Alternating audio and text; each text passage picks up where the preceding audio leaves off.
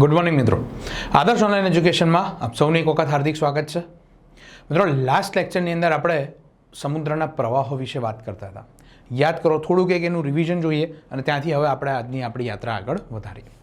તો લાસ્ટ લેક્ચરની અંદર આપણે શું જોયું? તો પહેલી વસ્તુ એ જોઈ કે ઓશન કરન્ટ્સ, સમુદ્રના પ્રવાહ એટલે શું. તો એની અંદર આપણે એ વસ્તુની વાત કરી કે તાપમાનનો તફાવત, ઘનતાનો તફાવત એટલે કે ડેન્સિટીનો તફાવત, ટેમ્પરેચરનો ડિફરન્સ, પ્લસ ક્ષારતાનો તફાવત, પવનો, કોરિયોલિસ બળ, આ બધાના અસરના લીધે ધ્રુવ પ્રદેશથી વિષુવવૃત્ત તરફ અને વિષુવવૃત્તથી ધ્રુવ પ્રદેશ તરફ પાણીનો એક આખો પ્રવાહ, જેમ પૃથ્વીની સપાટી પર નદી વહે છે એમ દરિયાની અંદર પણ એક આખો પાણીનો જથ્થો કન્ટિન્યુઅસલી ટ્રાવેલ કરે છે. અને આ જે પાણીનો જથ્થો ટ્રાવેલ કરે છે એને આપણે શું કહીએ છીએ? મહાસાગરના પ્રવાહો અથવા તો ઓશન કરન્ટ્સ. આ એક વસ્તુ જોઈ. બીજી વસ્તુ કે ઓશન કરંટ તાપમાનના આધારે આપણે જુઓ તો બે પ્રકારના આવે. પહેલાં કયા આવે? તો પહેલાં હોય જેને આપણે કહીશું વોર્મ કરન્ટ્સ અથવા તો હોટ કરન્ટ્સ અથવા તો ગરમ પ્રવાહો. વોર્મ કરન્ટ્સને આપણે ડબલ્યુથી બતાવશું, ગરમ પ્રવાહોને. અને બીજા પ્રવાહ આવે એને શું કહેવાય? ઠંડા પ્રવાહો એટલે કે કોલ્ડ કરન્ટ્સ. સ્વાભાવિક છે કે ગરમ પ્રવાહ વિષુવવૃત્ત તરફથી ધ્રુવો તરફ જતા હશે અને ઠંડા પ્રવાહો ધ્રુવોથી વિષુવવૃત્ત તરફ આવતા હશે. એમાં જ યાદ કરો, બીજી એક વસ્તુ જોઈ હતી કે આ માની લો પૃથ્વી છે, એનું આપણે ક્રોસ સેક્શનલ વ્યૂ લઈએ. આ વિષુવવૃત્ત છે અને આ ધ્રુવ પ્રદેશ છે. તો વિષુવવૃત્ત પરથી જે ગરમ પ્રવાહ હશે એ પાણી સપાટી પર જ હશે. કેમ? કારણ કે સૂર્યનો પ્રકાશ સીધો અહીંયા પડે છે વિષુવવૃત્ત પર. તો જે ઇક્વેટર પરથી ધ્રુવ પ્રદેશ તરફ જે પ્રવાહ જઈ રહ્યો છે, જે આપણો ગરમ પ્રવાહ છે, એ સપાટી ઉપર જ આપણને દ્રશ્યમાન થશે. એટલે આવા કરંટને આપણે શું કહીએ? આવા પ્રવાહને આપણે શું કહીએ? તો સરફેસ કરંટ. સરફેસ કરંટ અથવા તો સપાટી પરનો પ્રવાહ. પણ ધ્રુવ પ્રદેશ પર શું થશે? તો ધ્રુવ પ્રદેશ પર તાપમાન ઓછું છે, પાણી ઠંડુ થયું. હવે સમજો, પાણી ઠંડુ થયું એટલે શું થયું? કે પાણીની ઘનતા વધી એટલે પાણી નીચે ઉતરશે. ધ્રુવ પ્રદેશનું પાણી ભારે બનશે એટલે નીચેની તરફ જશે અને નીચેની તરફ આવીને એ વિષુવવૃત્ત તરફ આમ મૂવ કરશે. તો આ કોલ્ડ કરંટ તમારો નીચે હશે, સપાટી પર નહીં હોય, એનાથી નીચેથી આમ ફ્લો કરતી હશે. આખી એક નદી આમ જતી હશે, ઉપર ગરમ પાણીની નદી આમ જતી હશે અને ઠંડા પાણીની નદી આમ જતી હશે. એવી રીતે સમજો. આ જે કરંટ છે આને આપણે શું કહીએ છીએ? સબ સરફેસ કરંટ. આની આપણે વાત કરી હતી. ત્રીજી વસ્તુ આપણે શું જોઈ હતી? તો ત્રીજી વસ્તુ આપણે એ જોઈ હતી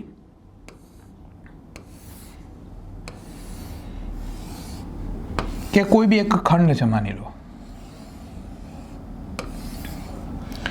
તો અહીંથી જ્યારે ઇસ્ટર્લીઝના લીધે વિષુવવૃત્તીય પ્રવાહ આમ આવતો હશે તો પાણીની સપાટી આ બાજુ વધી જશે અને આ બાજુ પાણીની સપાટી ઓછી થાય. But at the same time જ્યારે અહીંથી પાણી કોઈક આમ આવતું હશે તો અહીંયા એનું ઉપર આવશે. કેમ? તો અવરોધ લાગશે એટલે પાણી ઉપરની તરફ આવશે. આ ઘટનાને આપણે શું કહેતા હતા? અપવેલિંગ ઓફ કરન્ટ્સ. આને શું કહેવાય? અપવેલિંગ. પાણી ઉપર ઉઠે છે. કેમ? તમે ઇમેજિન કરો કે પાણીને અહીંથી આમ જ જવું છે પણ હવે અહીંયા જગ્યા નથી, અવરોધ આવી ગયો, તો આ પાણી શું કરશે? સ્વાભાવિક છે, સપાટીને સમાંતર ઉપર જશે. આ ઘટનાને શું કહેવાય? અપવેલિંગ કહેવાય. આટલી વસ્તુ આપણે લાસ્ટ લેક્ચરની અંદર જોઈ. એના પછી આપણે શું જોયેલું? તો એના પછી આપણે વાત કરી હતી શેની? તો એના પછી આપણે વાત કરી હતી ઓશન કરન્ટ્સના કન્સેપ્ચ્યુઅલ ડાયાગ્રામની. બે ખંડને આપણે રેફરન્સ તરીકે લઈને આખો એનો કન્સેપ્ટ સમજાતા કે ક્યાં હોટ કરંટ હશે અને ક્યાં કોલ્ડ કરંટ હશે, ક્યાં વોર્મ કરંટ હશે અને ક્યાં કોલ્ડ કરંટ હશે.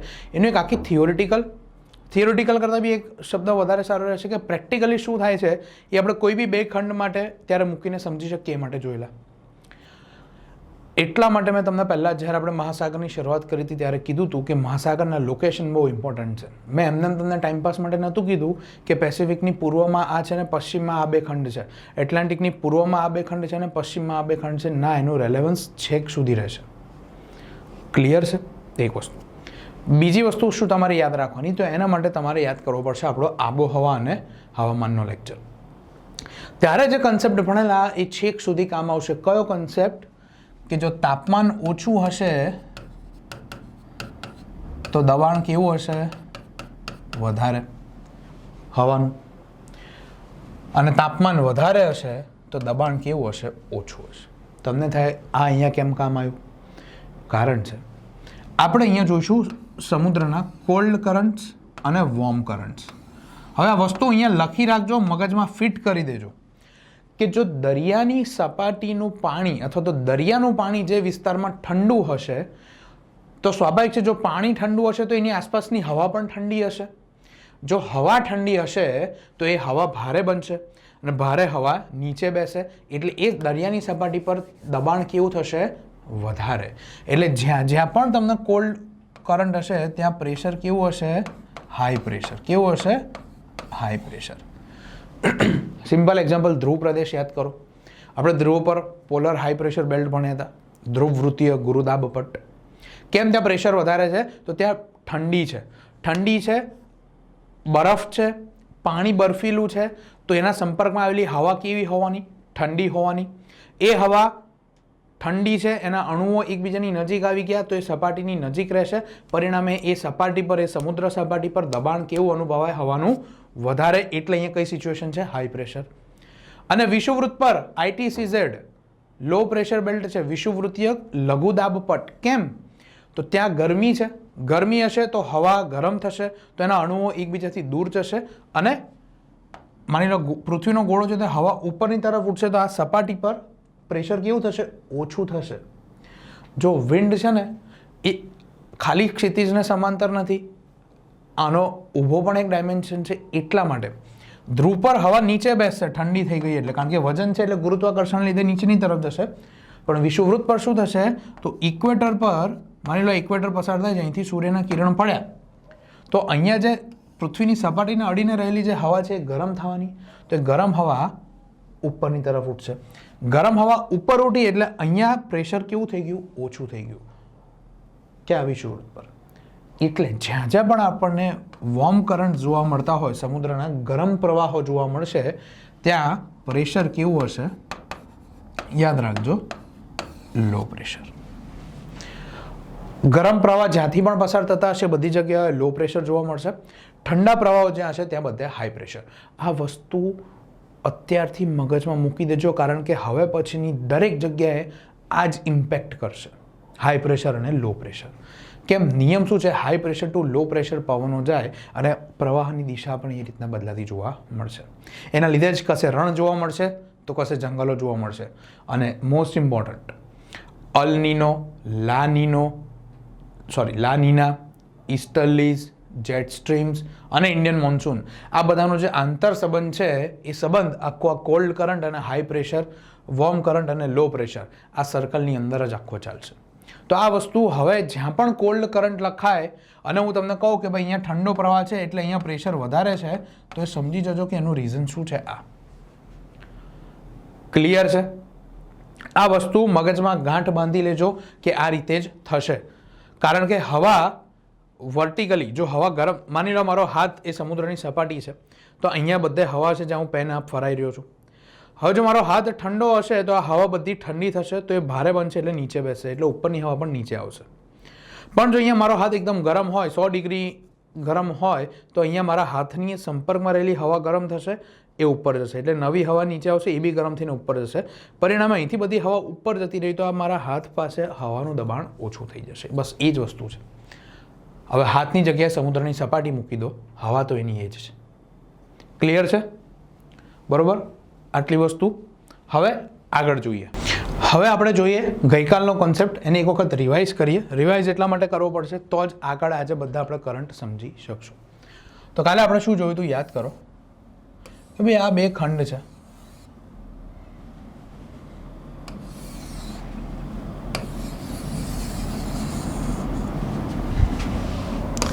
અહીંથી શું પસાર થાય છે? આપણો ઇક્વેટર, વિષુવવૃત્ત. યાદ કરજો. પહેલા આપણે વાત કરશું કોની? વોર્મ કરંટની, ગરમ પ્રવાહોની.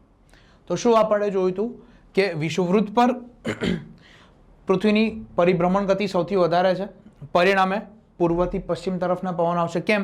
તો પૃથ્વી પશ્ચિમથી પૂર્વ ફરે છે એટલે અહીંયા એક આવો પ્રવાહ ઉદ્ભવશે. જો રેડ પેન છે એટલે ગરમ પ્રવાહ, બ્લુ પેન હોય તો ઠંડો પ્રવાહ, સમજી જજો. એ તમે સારી રીતે સમજી શકો એટલે પેનના કલર ચેન્જ કરી રહ્યો છું વારે વારે. આ જે છે તમારો ગરમ પ્રવાહ છે જે વિષુવવૃત્તથી પૂર્વથી પશ્ચિમની દિશામાં ઉદ્ભવે છે. કેમ ઉદ્ભવ્યો? તો વિષુવવૃત્ત પર પૃથ્વીની ફરવાની ગતિ સૌથી વધારે અને ઈસ્ટ ટુ વેસ્ટ જશે ઈસ્ટર્લીઝના કારણે. આ પ્રવાહ કિનારે પહોંચશે, હવે જગ્યા નથી એટલે ડિફ્લેક્ટ થશે બંને તરફ, તો આ ઉપરની તરફ જશે પણ કોરિયોલિસ ફોર્સના કારણે પોતાની જમણી દિશામાં મરડાશે. અહીંયા દક્ષિણ ગોળાર્ધ છે એટલે પોતાની ડાબી દિશામાં મરડાશે, પણ આ બાજુ નીચે કોઈ જમીન નથી એટલે આને અહીંયા ભૂલી જવાનું. પરિણામે શું થાય છે? તો અહીંયા કોઈ ઊભું હશે ને અહીંયા કયો કરંટ મળશે? Warm current. અહીંયા પણ કયો કરંટ મળશે? Warm current. ઇક્વેટોરિયલ કરંટ કહેવાય. જો ઉત્તર ગોળાર્ધમાં હોય તો શું કહેવાય? North equatorial current. દક્ષિણ ગોળાર્ધમાં હોય તો શું કહેવાય? South equatorial current. જે મહાસાગર એનું નામ આપી દેવાનું કે ભાઈ north Pacific current, south Pacific equatorial current. Clear થાય છે? પ્લસ બીજા આપણને ક્યાં વોર્મ કરંટ જોવા મળશે? તો આ પાણી જે વિષુવવૃત્તનું હતું એ અહીંયા પહોંચ્યું તો ખંડના આ છેડા પર, માની લો અહીંયા સુધી ખંડ છે, તો ખંડના આ છેડા પર જે આ પાણી પહોંચશે તો આ વિસ્તારમાં પણ તમને કયો કરંટ જોવા મળશે? Warm current. 3 જગ્યાએ જોવા મળશે. ક્લિયર થાય છે? પણ હવે આની જોડે અથડાય જરાક પ્રવાહ તો બધો પ્રવાહ આમ ડિફ્લેક્ટ નથી થતો, થોડોક અંદરની તરફ બી આવશે. એના લીધે અહીંયા કાઉન્ટર ઇક્વેટોરિયલ કરંટ આ દિશામાં બનશે. પણ એ બહુ વીક હોય છે, બહુ નબળો હોય છે કારણ કે માત્રા ખૂબ ઓછી હોય છે પાણીની એટલે. અને આ તમને એટલું બધું પૂછાશે. ઇક્વેટોરિયલ કરંટ તો બધાને જ ખબર છે કે આ કરંટ પૂછી લે તો આ તો ઓલવેઝ વોર્મ જ આવવાના છે. યાદ આવે છે? ગઈકાલે જોયું જ છે આપણે, એટલે થોડોક સ્પીડમાં જઈ રહ્યો છું. પછી વાત કરીએ હવે કોલ્ડ કરંટ્સની. તો કોલ્ડ કરંટ આપણને ક્યાં જોવા મળે? તો ધ્રુવો પરથી પાણી આવે છે ત્યાં વેસ્ટર્લીઝની ઇફેક્ટ છે. કોરિયોલિસ બળની હાજરી સૌથી વધારે છે, ત્યાં સૌથી હાઈએસ્ટ કોરિયોલિસ ફોર્સ ફીલ થાય. પરિણામે અહીંયા ધ્રુવ પ્રદેશ પરથી આ જે પાણી આવે છે એ હવે ક્યાં ઉતરશે? નીચેની તરફ ઉતરશે.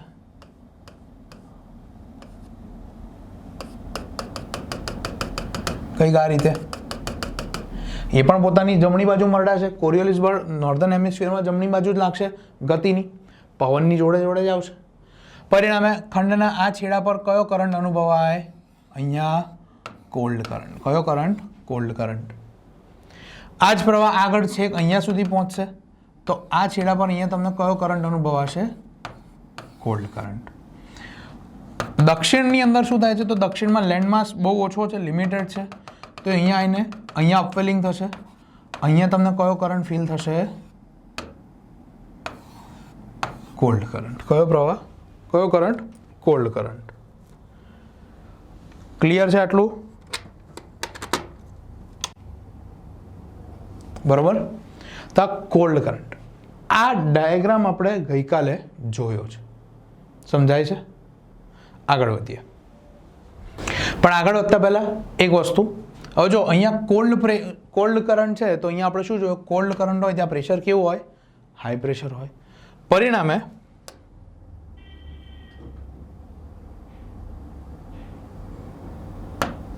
તમે જુઓ અહીંયા હવાનું પ્રેશર કેવું છે?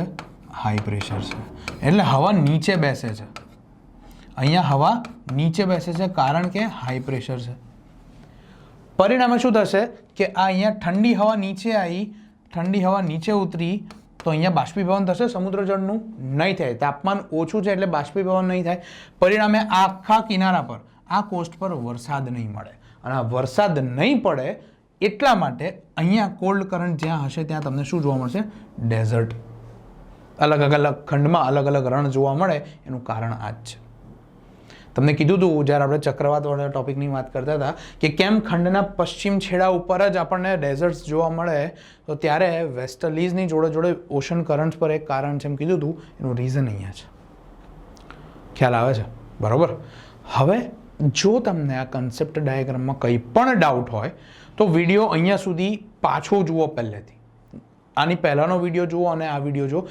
તો પણ ના ખબર પડે તો મને પૂછી લો. તમારી પાસે ફોન નંબર પણ છે, કારણ કે આ વસ્તુમાં જો ખબર નહીં પડે તો આગળ જવાનો કોઈ અર્થ નથી અહીંથી. There is no point of return. અહીંથી આ વસ્તુ સમજીને જ આગળ જજો કે કેમ અહીંયા હોટ વોર્મ કરંટ આપણને આ 2 જગ્યાએ મળે અને કેમ અહીંયા કોલ્ડ કરંટ મળે આ 3 જગ્યાએ warm. Warm warm warm, cold cold અને કોલ્ડ. ક્લિયર? હવે મેઇન વસ્તુ, હવે આપણે એક એક મહાસાગર, જો 5 મહાસાગર છે એમાંથી સધર્ન ઓશનના કોઈ કરંટ છે નહીં, આર્કટિક ઓશનના કરંટ કરવાના નથી, કારણ કે આખો બધું ઠંડો એરિયા છે. ગણીને 3 મહાસાગર છે, પ્રશાંત મહાસાગર, એટલાન્ટિક મહાસાગર અને હિન્દ મહાસાગર. પ્રશાંતની અંદર બહુ લિમિટેડ કરંટ, પ્રશાંતની અંદર તમને કરંટ કરવાના છે, એટલાન્ટિકની અંદર કરંટ કરવાના છે અને હિન્દ મહાસાગર ઉત્તર ગોળાર્ધમાં તો જમીન વડે ઘેરાઈ ગયો છે એટલે બહુ જ લિમિટેડ કરંટ છે અને અહીંથી બેઠા માર્ક્સ આવશે. કયા પ્રકારના ક્વેશ્ચન આપણને પૂછે છે આની અંદર? તો એક તો આપણને પૂછશે કે ભાઈ કયો પ્રવાહ કયા મહાસાગરમાં છે. બીજો એક પ્રશ્ન પૂછાય કે કયો પ્રવાહ ગરમ છે, કયો પ્રવાહ ઠંડો છે. આટલી વસ્તુ ખબર હશે તો માર્ક્સ આવી જશે, પણ આ કન્સેપ્ટ ખબર હશે તો કરંટ ગોખવા નહીં પડે. ઓકે, તો આપણે એક એક મહાસાગરને જોતા જઈએ. સૌથી પહેલાં છે કયો? એટલાન્ટિક મહાસાગર. જો આ મેં લખીને મૂક્યા છે જેથી તમારે વાંચતી વખતે ઇઝી પડે, પણ હું અહીંયા આવી રીતે નહીં સમજાવું. આપણે એને સમજશું મેપ થ્રુ, જેથી તમને વધારે સારી રીતે ખબર પડે. જો આ છે તમારો ઇક્વેટર, એપ્રોક્સિમેટલી અહીંથી નીકળે છે એવું માની લઈએ. ધ્યાન આપજો, પૂરેપૂરું ફોકસ અહીંયા રાખજો. આ છે તમારો સાઉથ અમેરિકા ખંડ, આ છે તમારો નોર્થ અમેરિકા ખંડ, આ છે તમારો આફ્રિકા ખંડ, આ છે તમારું યુરોપ. ક્લિયર? આટલું તો ખબર જ છે તમને. ધ્યાન આપજો. સૌથી પહેલા વાત કરીએ વોર્મ કરન્ટ્સની, ગરમ પ્રવાહોની. વિષુવવૃત્તની ઉપરનો જે મહાસાગર છે એને કહેવાય છે નોર્થ એટલાન્ટિક ઓશન. વિષુવવૃત્તની દક્ષિણમાં છે એને કહેવાય સાઉથ એટલાન્ટિક ઓશન. આખો છે એને આપણે શું કહીએ છીએ? Atlantic ocean. ધ્યાન આપજો. અહીંયા શું થશે? અહીંયા તો ઇક્વેટોરિયલ કરંટ આવવાનો કઈ દિશામાં? પૂર્વથી પશ્ચિમ. તો ઇક્વેટોરિયલ કરંટ આપણો આ દિશામાં આવી રહ્યો છે, અહીંથી આ દિશામાં આવી રહ્યો છે. પરિણામે અહીંયા આ કોસ્ટ પર આપણને જોવા મળશે કરંટ, જેને તમે શું કહેશો? અહીંયા દેશ કયો છે? બ્રાઝિલ. તો આ થઈ ગયો તમારો બ્રાઝિલ કરંટ. આ પ્રવાહ અહીંથી ઉપરની તરફ અપવેલિંગ થશે. આ જે બધા ટાપુઓ છે આ છે તમારા એન્ટિલીઝ ટાપુઓ અથવા તો વેસ્ટ ઇન્ડિઝ ટાપુઓ. વેસ્ટ ઇન્ડિઝ અથવા તો કેરેબિયન આઇલેન્ડ છે. વેસ્ટ ઇન્ડિઝ જે આપણે ક્રિકેટ ટીમની વાત કરીએ, કેરેબિયન આઇલેન્ડ્સ, એને એન્ટિલીઝ આઇલેન્ડ પર કહેવાય. તો અહીંયા જે છે એ છે તમારો કયો પ્રવાહ? એન્ટિલીઝ પ્રવાહ. કયો પ્રવાહ? એન્ટિલીઝ પ્રવાહ. એક બ્રાન્ચ આમ જશે, એક બ્રાન્ચ આમ જશે. અહીંયા આવેલું છે યુએસની અંદર કોણ? ફ્લોરિડા. તો આ તમારો થઈ ગયો કયો કરંટ? Florida current. જો આ હોટ કરંટ જ છે, કેમ? તો આ ગરમ પાણી ઉપર જઈ રહ્યું છે. હવે ફ્લોરિડા કરંટ અને એન્ટિલીઝ કરંટ એ બંને ભેગા થાય એટલે સ્ટ્રોંગ બન્યા. આપણે જોયું હતું કે કરંટ જ્યારે સ્ટ્રોંગ બની જાય અને આગળ જશે તો સ્ટ્રોંગ કરંટ બની ગયો, તો હવે એને શું કહેવાય? સ્ટ્રીમ કહેવાય. અને અહીંયા ગલ્ફ ઓફ મેક્સિકો છે, મેક્સિકોનો અખાત, નોર્થ અમેરિકા અને સાઉથ અમેરિકાની વચ્ચે કશે મેક્સિકો છે અહીંયા, તો આ મેક્સિકોનો અખાત છે, તો આને શું કહેવાશે? Gulf stream. જો જીપીએસસી ક્લાસ 1-2 2017ની પ્રિલિમમાં પ્રશ્ન હતો કે ગલ્ફ સ્ટ્રીમ કેવો પ્રવાહ છે, ગરમ કે ઠંડો? નસીબથી લોકોના અમુકના તો આન્સર સાચા પડ્યા હતા, ગરમ પ્રવાહ. કારણ કે એમણે લોજિક શું લગાવ્યું હતું કે ગલ્ફ સ્ટ્રીમ એટલે ગલ્ફ દેશ હોય, ગલ્ફ કન્ટ્રીઝ હોય. હવે ગલ્ફ કન્ટ્રી આપણે કોને કહીએ? સાઉદી અરેબિયાને, એ વાળો રિજિયનને. એ કુદરતી ગરમ જ છે, તો ભગવાનની દયાથી ઘણા બધાના જવાબ સાચા પડ્યા કે એ લોકો એ લોજિક લગાવ્યું. હકીકતમાં યાદ રાખજો, ગલ્ફ સ્ટ્રીમ ક્યાં આવેલી છે? મેક્સિકોના અખાત પાસે ગરમ પ્રવાહ છે. અને આ ગલ્ફ સ્ટ્રીમ આગળ જશે, હવે વીક પડશે એટલે એનું ડ્રિફ્ટિંગ ચાલુ થશે. એ અલગ અલગ બ્રાન્ચીસમાં આમ ડિવાઈડ થશે. અને આ ડ્રિફ્ટ અહીંયા યુરોપની અંદર નોર્વે નામનો દેશ છે, નોર્વે, સ્વીડન, ફિનલેન્ડ. તો આ નોર્વે પાસે આવે ત્યાં એને શું કહેવાય છે? Norwegian drift. શું કહેવાય? Norwegian drift. આ એટલાન્ટિકના, ઉત્તર એટલાન્ટિકના પ્રવાહ છે. જો સિમ્પલ, ફરીથી ઇક્વેટરથી ગરમ પ્રવાહ આવ્યો, અહીંથી ઉપર ગયો, તો ઉપર એના એક એન્ટિલીઝ ટાપુ પાસે બ્રાન્ચ પડી, એને શું કહેવાય? એન્ટિલીઝ કરંટ. બીજો ફ્લોરિડા બાજુ ગયો, તેને શું કહેવાય? Florida current. એન્ટિલીઝ અને ફ્લોરિડા બંને ભેગા થયા અને શું બનાવે છે? મેક્સિકોના અખાત પાસે ગલ્ફ સ્ટ્રીમ. ગલ્ફ સ્ટ્રીમ પણ કેવી છે? ગરમ. એ લોકો આગળ વધે છે અને એ જ દિશામાં જઈ રહ્યા છે ઉપર, અને ત્યાં નોર્વે પાસે જઈને એ સ્ટ્રીમ નબળી પડે અને શું બની જાય છે? ડ્રિફ્ટ. Norwegian drift. ડ્રિફ્ટ એટલે કે છૂટું આમ અલગ અલગ ફાંટામાં ડિવાઈડ થઈ જાય છે નોર્વે. જોઈ લો, વોર્મ વોર્મ વોર્મ. ડાયાગ્રામ આપણો કન્સેપ્ચ્યુઅલ હતો, તેની જોડે મેચ કરે છે. જુઓ, વોર્મ વોર્મ વોર્મ. અહીંયા બ્રાઝિલ કરંટ ગરમ, એન્ટિલીઝ કરંટ ગરમ, ફ્લોરિડા. હવે અંદર એ લોકો ડિવિઝન થયું. એવું નહીં કહેવાનું કે સર તમે તો અહીંયા વોર્મ વોર્મ વોર્મ કીધેલું, તો અહીંયા warm warm warm warm warm કેમ આવ્યું? વસ્તુ છે કે આ ભાગમાં ગરમ પ્રવાહ જ મળશે, અહીંયા પણ ગરમ મળશે અને ત્યાં પણ ગરમ મળશે. એની બધી બ્રાન્ચીસ ડિવાઈડ થઈ, કારણ કે ખંડની રચના એવી છે. ભૂમિ ભાગનો અવરોધ નડે એટલે પાણી કપાય. તમે માની લો પાઇપમાંથી ફૂલ સ્પીડમાં પાણી જઈ રહ્યું છે, વચ્ચે ઈંટ મૂકી દો તો અડધું પાણી આમથી જશે, અડધું આમથી જશે. એવું જ છે. ટાપુ આવી ગયા તો અડધું પાણી આમ ગયું ને અડધું પાણી આમ ગયું, પાછા બંને ભેગા તો થઈ ગયા. ખ્યાલ આવે છે? આ ઉત્તરની અંદર આટલા છે, દક્ષિણમાં આ એક જ છે. કયો? Brazil current. બ્રાઝિલના કિનારે છે એટલે શું કહેવાય એને? Brazil current. હવે વાત કોની કરીએ? ઠંડા પ્રવાહોની. ધ્યાન આપજો, કોલ્ડ કરંટ્સ. તો અહીંયાથી પાણી આવે છે, આ પાણી અહીંયા આમ ઉતરશે. અહીંયા આમ પાણી ઉતર્યું તો અહીંયા કેનેડાનો એક પ્રાંત છે લેબ્રાડોર. લેબ્રાડોર એન્ડ ન્યૂફાઉન્ડલેન્ડ ટેરેટરી છે કેનેડાની, જ્યાંથી લેબ્રાડોર કૂતરા આવ્યા છે. લેબ્રાડોર ઇન્ડિયાના કૂતરા નથી. અને પર્સનલી હું તો એવું રેકમેન્ડ કરીશ કે લેબ્રાડોર્સ તમે પરચેઝ ના કરવા જોઈએ. એ બિચારા ઠંડા પ્રદેશના પ્રાણી છે, તમે એને ઇન્ડિયામાં લાવો છો. અહીંયા અમદાવાદમાં 45 ડિગ્રી ગરમી હોય, લેબ્રાડોર બિચારની હાલત ખરાબ હોય, આખો હાફે હાફીને થાકી જાય. એ આપણા ક્લાઇમેટ માટે બનેલા ડોગ્સ નથી. એ છે સાઇબેરિયન હસ્કી લાવે છે લોકો. It is not right. એ લોકો આપણા ક્લાઇમેટ માટે બન્યા જ નથી. કુદરત એમનું નિર્માણ અહીંયા રહેવા કર્યું હતું, પણ પેલું ક્યુટ દેખાય ને એટલે લઈ આવે અમુક. ખેર, ચલો. તો આ લેબ્રાડોર કરંટ છે જે અહીંયા અનુભવાશે કોલ્ડ કરંટ. હવે જુઓ, અહીંયા આ હોટ કરંટ અને કોલ્ડ કરંટ ભેગા થાય છે અને આ રિજિયન જે છે એને શું કહેવાય છે? એને કહેવાય છે, કલર ચેન્જ કરી દઈએ, આ વિસ્તારને કહેવાય છે શું? Grand banks. તમને પૂછે ગ્રાન્ડ બેંક્સ ક્યાં આવેલું છે? તો એટલાન્ટિક ઓશનમાં. કયા બે પ્રવાહ ભેગા થાય? તો લેબ્રાડોર કરંટ અને ગલ્ફ સ્ટ્રીમ.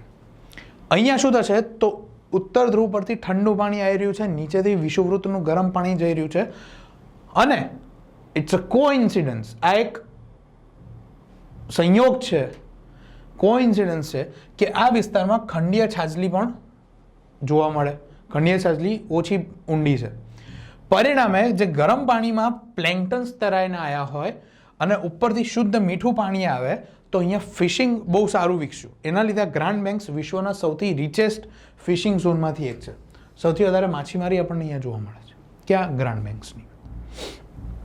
હવે આ ઠંડુ અને ગરમ પાણી ભેગું થાય એના લીધે અહીંયા અતિશય ધુમ્મસની પરિસ્થિતિ સર્જાય. એકદમ ગાઢ ધુમ્મસ હોય. હવે ઠંડા પાણીમાં અમુક વાર આઈસ કેપ્સ બી આવી જાય, હિમશિલાઓ તરતી આવે. હવે ધુમ્મસના લીધે દેખાય નહીં અને થઈ જાય ટાઇટેનિક જેવી ઘટનાઓ. ટાઇટેનિક જેવી ઘટનાઓ એટલે કે એક્સિડન્ટ્સ થાય. સૌથી વધારે સમુદ્રના એક્સિડન્ટ પર તમારા આ રિજનની અંદર થતા હોય છે. ક્લિયર? હવે આ પ્રવાહ લેબ્રાડોર કરંટ ઉતરીને આવશે આ કોસ્ટ પર, આ બાજુ નીચે. તો અહીંયા તમને જોવા મળશે આ પ્રવાહ, આ કિનારે ઠંડો પ્રવાહ અનુભવાય. અને ઠંડો પ્રવાહ એટલે કયો? તો કેનેરી કરંટ. ઠંડો પ્રવાહ અહીંયા છે. જુઓ, ધ્યાન આપો. કોલ્ડ કરંટ આવ્યો સાહેબ, કોલ્ડ કરંટ આવ્યો. અહીંયા પાણી ઠંડુ છે, અહીંયા બાષ્પીભવન નહીં થાય. બાષ્પીભવન નહીં થાય તો પાણી ઉપર નહીં ચડે. ઉપર નહીં ચડે તો વાદળ નહીં બને. વાદળ નહીં બને તો વરસાદ નહીં પડે. અને વરસાદ નહીં પડે તો અહીંયા બની ગયું તમારું શું? સહારાનું રણ. ખબર પડી relation? High pressure two low pressure. અહીંયા પ્રેશર બી કેવું છે? હાઈ પ્રેશર છે. એટલે અહીંયા કોઈ પવન આવશે નહીં, અહીંથી હવા આમ જશે. સમજો છો? અહીંયા જે હવા નીચે બેઠી એ આ તરફ જશે, ક્યાં તો બીજી તરફ જશે. એટલે અહીંયા વાદળ જ નહીં બને તો વરસાદ જ નહીં પડે તો પછી શું બનશે? રણ પ્રદેશ. તો કોલ્ડ કોલ્ડ. હવે અહીંયા નીચે જુઓ તો અહીંથી પેરુની નીચેથી બી એક કરંટ આવતો હશે આમ. એ કરંટ આવીને અહીંયા ઉપર ચડે, પરિણામે તમને અહીંયા પણ એક કરંટ જોવા મળશે. આ કરંટના કારણે અહીંયા તમને બે રણ જોવા મળશે. એક તો છે તમારું કાલાહારી ડેઝર્ટ, જે સૌથી ખરાબ ડેઝર્ટ કહેવાય છે, મતલબ બહુ જ વિષમ પરિસ્થિતિ છે અહીંયા જીવવા માટે તમારી. કાલાહારી ડેઝર્ટ આફ્રિકાની અંદર. અને બીજું છે નામીબ ડેઝર્ટ, નામીબિયા પાસે, નામીબ. આ બે ડેઝર્ટ ત્યાં જોવા મળે.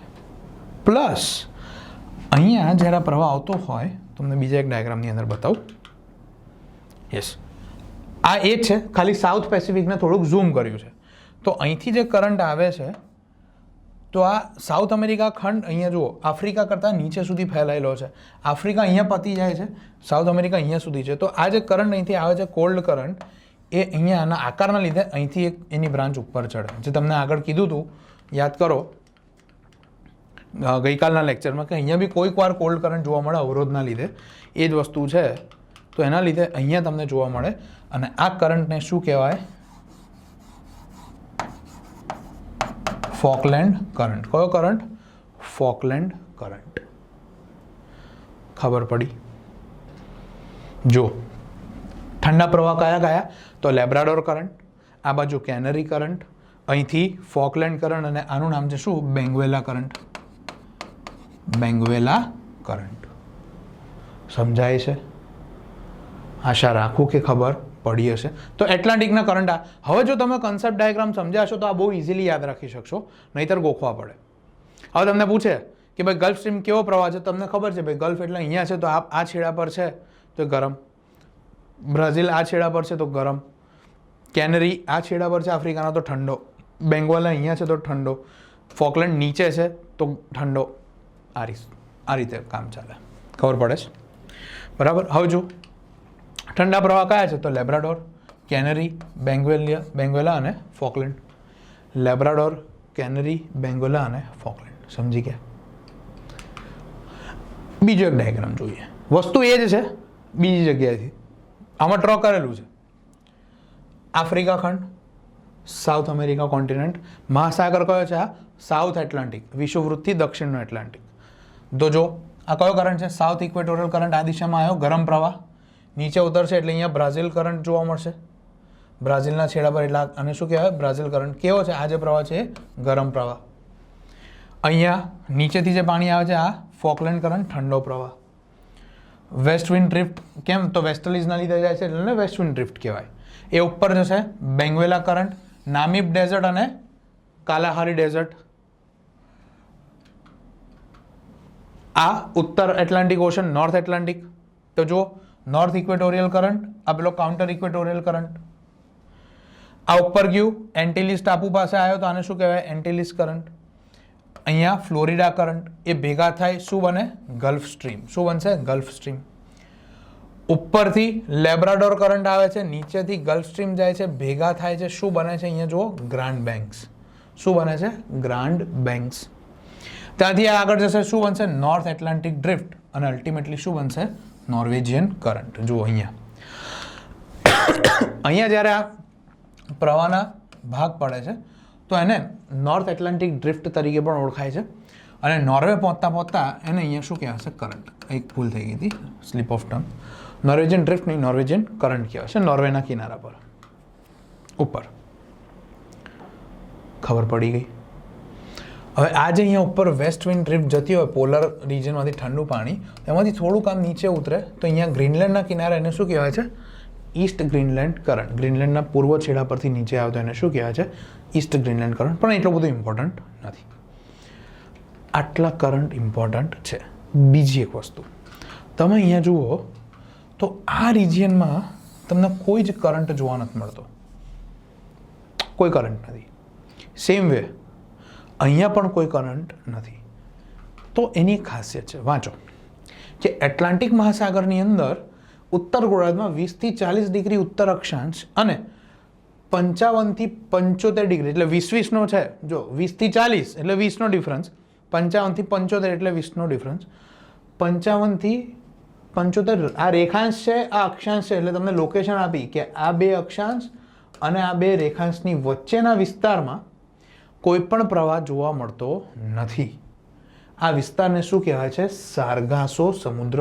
જોઈ લો, સારગાસો સી. અહીંયા તમને શું જોવા મળે છે ખબર છે? ઘાસ જોવા મળે છે, સી ગ્રાસ જોવા મળે, એને સારગાસો ઘાસ પણ કહેવાય છે. કેમ અહીંયા આવું છે એ કોઈને ખબર નથી. ક્યાં જોવા મળે તો યાદ રાખજો, નોર્ધન હેમિસ્ફિયરમાં. સાઉથમાં છે પણ એનું બહુ ફિક્સ લોકેશન નથી, એટલે એના વિશે બહુ વધારે માહિતી મળી શકી નથી. ક્લિયર? તો એટલાન્ટિકમાં આટલી વસ્તુ તમારે યાદ રાખવા. સેકન્ડ જોઈએ, આપણો ઓશન. આપણો એટલે કે હિન્દ મહાસાગર. તો જુઓ હવે અહીંયા અહીંથી કંઈક આમ આપણો ઇક્વેટર, સોરી કલર ચેન્જ કરી દઈએ. સૌથી ઇઝી છે આ હિન્દ મહાસાગર. કેમ? બહુ લિમિટેડ કરંટ આપણે જોવાના છે એટલે. અહીંથી કંઈક આપણો ઇક્વેટર જઈ રહ્યો છે ધારો કે. હવે હિન્દ મહાસાગરની અંદર શું પરિસ્થિતિ છે કે ઉત્તરમાં બધે જમીનનો ભાગ છે, આટલો આખો એરિયા, તો ઉપરથી કશેથી ઠંડો પ્રવાહ આવવાનો નથી, એટલે અહીંયા કોઈ કોલ્ડ કરંટ નોર્ધન પાર્ટમાં જોવા મળશે નહીં મળે. હિન્દ મહાસાગરમાં ફક્ત અને ફક્ત એક જ કોલ્ડ કરંટ છે. આખા હિન્દ મહાસાગરમાં એક જ કોલ્ડ કરંટ, બીજા બધા હોટ કરંટ. કયો કોલ્ડ કરંટ? તો અહીંથી જે પોલર રિજનમાંથી ઠંડુ પાણી વેસ્ટ વિન્ડ ડ્રિફ્ટ તરીકે જેને આપણે ઓળખીએ એ આવે છે, એ આવશે અને અહીંયા ઓસ્ટ્રેલિયાના કોસ્ટ પર ઉપર ઉઠશે રેઝિસ્ટન્સના લીધે. પરિણામે આ ઓસ્ટ્રેલિયાનો કયો છેડો છે? પશ્ચિમનો છેડો છે. તો આ કરંટનું નામ શું છે ખબર છે? West Australian current. West Australian current. કેવો કરંટ છે? Cold current. કોલ્ડ કરંટ છે તો ડેઝર્ટ બી આવશે. જો વર્લ્ડ જ્યોગ્રાફી અલગથી ના ભણાય અને આ રીતના જોડે જ જોતા જવું પડે તો વધારે યાદ રહેશે. પૂછે ઓસ્ટ્રેલિયામાં કયું ડેઝર્ટ છે? તો ગ્રેટ વિક્ટોરિયા ડેઝર્ટ અહીંયા જ આવેલું છે. પૂછી લે આફ્રિકામાં કયું ડેઝર્ટ છે? તો અહીંયા નામીબ ડેઝર્ટ હતું, એની બાજુમાં અટાકામા ડેઝર્ટ, સોરી કાલાહારી ડેઝર્ટ હતું, ઉપર સહારાનું ડેઝર્ટ હતું. ખ્યાલ આવે છે? એના રીઝન અહીંયા છે, કોલ્ડ કરંટ છે અહીંયા છે. આ એક જ ઠંડો પ્રવાહ છે આખા હિન્દ મહાસાગરમાં. બાકીના કેવા છે? આપણા હોટ કરંટ છે. કયા કયા? જુઓ અહીંયા આ તમારો ઇક્વેટોરિયલ કરંટ આમ જઈ રહ્યો છે, બટ ઓબ્વિયસ છે આમ, અહીંથી આમ. આ જે ઇક્વેટોરિયલ કરંટ છે અહીંયા મડાગાસ્કર પાસે આવીને બે બ્રાન્ચમાં ડિવાઈડ થઈ જશે. એક બ્રાન્ચ આમ આવશે, એક બ્રાન્ચ આમ આવશે. બસ નામ જુઓ. મોઝામ્બિકના કિનારેથી આવે છે તો આ કરંટને શું કહેવાશે? બોલો, સમજી ગયા? Yes, Mozambique current. મડાગાસ્કર છે ટાપુ, એના કિનારેથી આવે છે, એને શું કહેવાય છે? મડાગાસ્કર પ્રવાહ. આ બે આગળ એને ભેગા થઈ જશે તો આને શું કહેવાશે? એગોલ્હાસ કરંટ. કયો? એગોલ્હાસ પ્રવાહ. જીપીએસસી ક્લાસ 1 2 2019 પ્રિલિમ્સનો પ્રશ્ન. એગોલ્હાસ કરંટ કેવો કરંટ છે? સોરી, કયા મહાસાગરમાં છે? હિન્દ મહાસાગરમાં છે. કેવો છે? ગરમ છે. ક્લિયર? અહીંથી આ ઉત્તરનો પ્રવાહ ઉત્તર તરફ આમ જશે તો અહીંયા સોમાલિયા છે તો આને શું કહેવાશે? Somali current. સોમાલીનો પ્રવાહ. એક જ યાદ રાખવાનો છે અહીંયા. બાકી એક પ્રવાહ જોવા મળે ભારતની અંદર, એ છે સાઉથ વેસ્ટ મોન્સુનલ કરંટ. જ્યારે આપણને સાઉથ વેસ્ટ મોન્સૂનના પવન આવે તો એની સાથે આવે અને એ જ પવન પાછળ થાય ત્યારે નોર્થ ઈસ્ટ કરંટ. પણ એટલા બધા પ્રોમિનન્ટ નથી, કાયમી નથી, એટલે એને બહુ ચર્ચા કરવાની જરૂર નથી. મેઇન પ્રવાહ આટલા છે. ક્યાંના? હિન્દ મહાસાગરના. જો મડાગાસ્કર પ્રવાહ, સોમાલી પ્રવાહ, મોઝામ્બિક પ્રવાહ અને વેસ્ટ ઓસ્ટ્રેલિયા કરંટ. કયો? West Australian current. જોઈ લો. મોઝામ્બિકના કિનારે છે મોઝામ્બિક કરંટ. મડાગાસ્કર છે, એ બે ભેગા થયા, એને શું કહેવાય છે? એગોલ્હાસ કરંટ. આ ઠંડો પ્રવાહ અહીંયા આવ્યો, વેસ્ટ ઓસ્ટ્રેલિયન કરંટ. આ નોર્થ ઇક્વેટોરિયલ કરંટ જે પરમેનન્ટ છે, સાઉથ ઇક્વેટોરિયલ કરંટ પરમેનન્ટ છે. અહીંયા જે છે એને આપણે શું કહીએ છીએ? Somali current. પતી ગયું. કયો હતો મહાસાગર? હિન્દ મહાસાગર.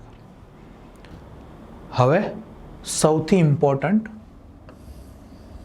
પ્રશાંત મહાસાગર. એનો મેં કોઠો અહીંયા બનાવેલો છે, પહેલાં સમજો. અને પ્રશાંત એટલે ભયંકર અગત્યનો છે કારણ કે જે અલ નીનો અને લા નીનાની ઘટના છે, ભારતનું ચોમાસું જે છે કે અહીંયા આપણે ઇન્ડિયામાં વરસાદ કેટલો મેળવશું એ બધી વસ્તુ નક્કી કરવાની શરૂઆત આપણે પેસિફિક ઓશનના કરંટથી કરવી પડશે. તો પૂરેપૂરો ધ્યાન અહીંયા રાખજો. બરોબર છે? જુઓ, અહીંથી આપણો પસાર થાય છે, માની લો ઇક્વેટર થોડોક નીચેથી છે, બરોબર.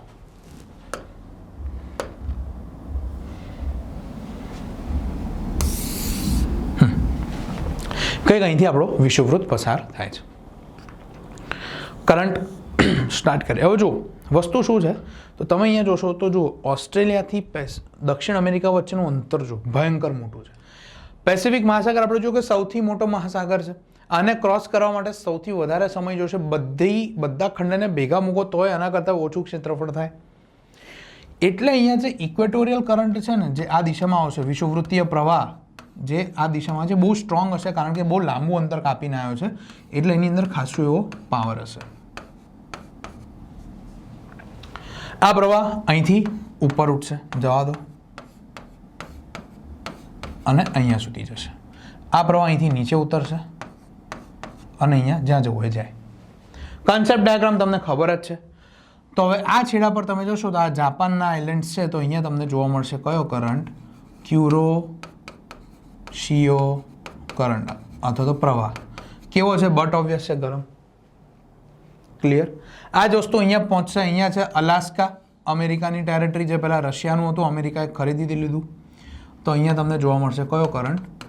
અલાસ્કાનો પ્રવાહ. એ પણ કેવો છે? ગરમ. આ ઓસ્ટ્રેલિયાનો કયો ભાગ છે? તો આ વેસ્ટ ઓસ્ટ્રેલિયા છે, તો આ ઈસ્ટ ઓસ્ટ્રેલિયા છે. ઓસ્ટ્રેલિયાવાળા નામ બહુ સરસ આપે, કોઈ જેમાં મગજમારી નહીં. ઈસ્ટ ઓસ્ટ્રેલિયા પર જ મળે છે, તો આને કયો પ્રવાહ થઈ ગયો? તો પૂર્વ ઓસ્ટ્રેલિયાનો પ્રવાહ અથવા તો ઈસ્ટ ઓસ્ટ્રેલિયન કરંટ. કયો? East Australian current. કેવો છે? ગરમ. વેસ્ટવાળો કેવો હતો? ઠંડો હતો. આ કેવો છે? ગરમ. ક્લિયર? આટલા ઇમ્પોર્ટન્ટ છે, જોઈ લો. કયા કયા જોઈ લીધા? ક્યુરોશિયો જોઈ લીધો, ઈસ્ટ ઓસ્ટ્રેલિયા જોઈ લીધો, અને અલાસ્કા જોઈ લીધો. બાકીના જોઈએ.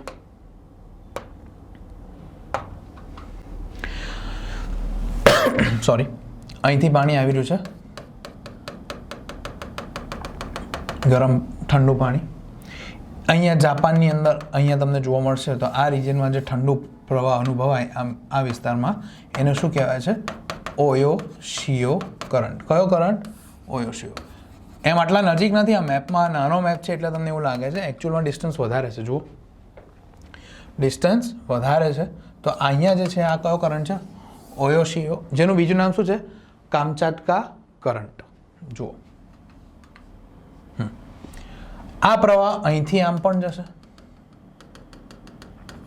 તો અહીંયા છે તમારું કેલિફોર્નિયા રાજ્ય અમેરિકાનું. તો અહીંયા તમને જોવા મળે કેલિફોર્નિયા કરંટ. કયો કરંટ? કેલિફોર્નિયા કરંટ, નોર્થ અમેરિકાની અંદર.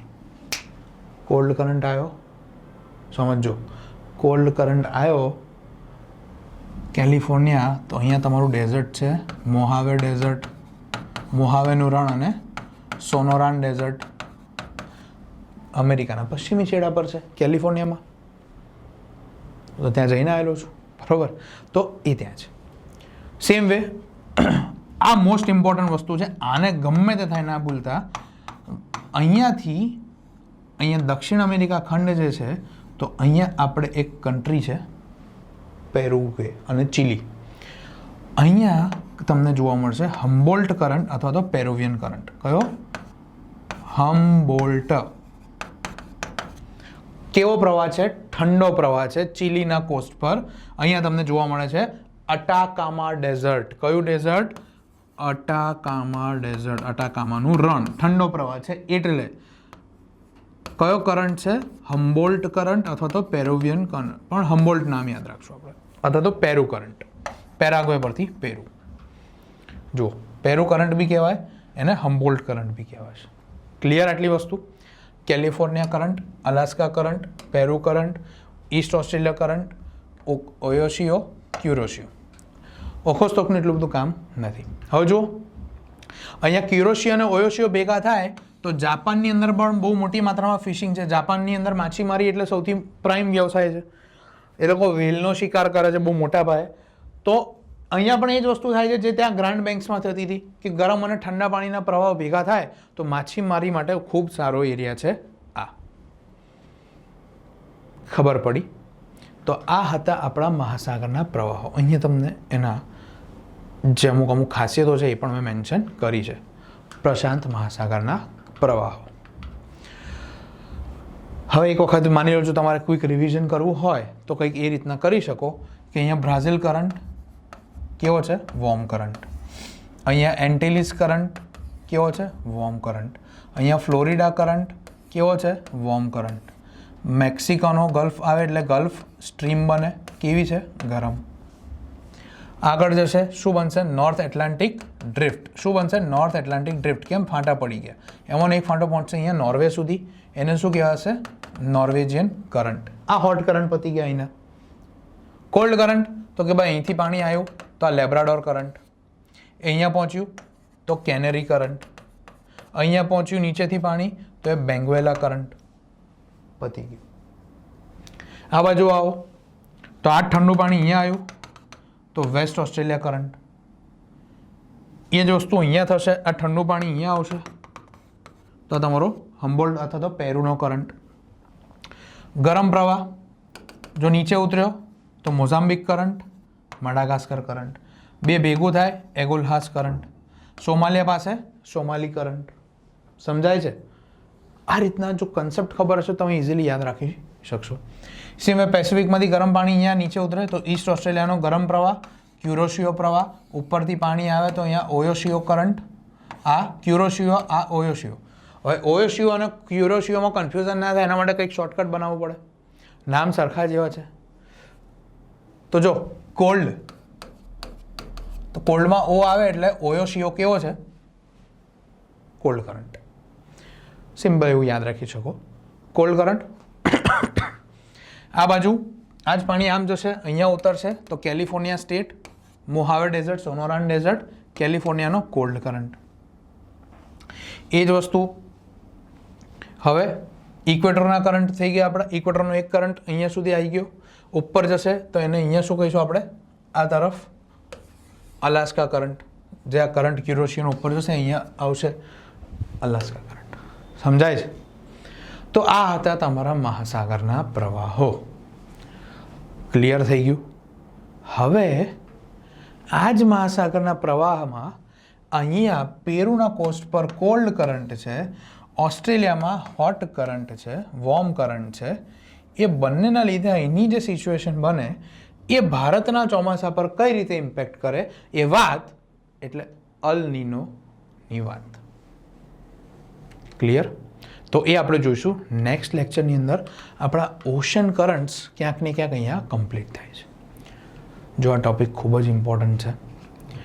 દરેક વિદ્યાર્થીને હું અહીંથી રિક્વેસ્ટ કરું છું કે હું અહીંયા તમારા ફેશિયલ એક્સપ્રેશન નથી જોઈ શકતો, તમે લાઈવ ડાઉટ નથી પૂછતા મને, તો મને ખબર નથી કે તમને આમાં ખબર પડી કે નહીં. તો એક રિક્વેસ્ટ છે કે આ વિડીયોની અંદર તમને ખબર પડી ગઈ હોય તો તરત જ કમેન્ટ બોક્સમાં, ચેટ બોક્સમાં અથવા તો મારા વોટ્સએપ નંબર પર મને એક મેસેજ કરજો કે તમને આ ખબર પડી કે નહીં. જો નહીં પડી હોય તો હું નવો લેક્ચર લઈશ, કોઈ જ વાંધો નથી. પણ આ વસ્તુ જો નહીં સમજાય તો મને બી મજા નહીં આવે.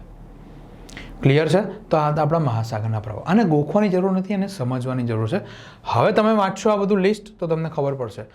યાદ કરો ગઈકાલે મેં તમને એક ડાયાગ્રામ કીધેલો જ્યારે આપણે કન્સેપ્ચ્યુઅલ રીતે સમજતા હતા આ વસ્તુ, ત્યારે મેં તમને કીધેલું કે આ રીતના આવા કંઈક પ્રવાહો છે. બસ એ જ બધા આજે આપણે કવર કરી લીધા. ક્લિયર છે? બરાબર. તો ઓશન કરન્ટ્સ આપણા અહીંયા કમ્પ્લીટ થાય છે. મહાસાગરના પ્રવાહો બેઠા માર્ક લેવાની વસ્તુ છે. તો અહીંયા સુધી રાખીએ. નેક્સ્ટ લેક્ચરની અંદર અલ નીનો, લા નીના, ભારતનું ચોમાસું, એમનો આંતર સંબંધ શું છે એ સમજશું.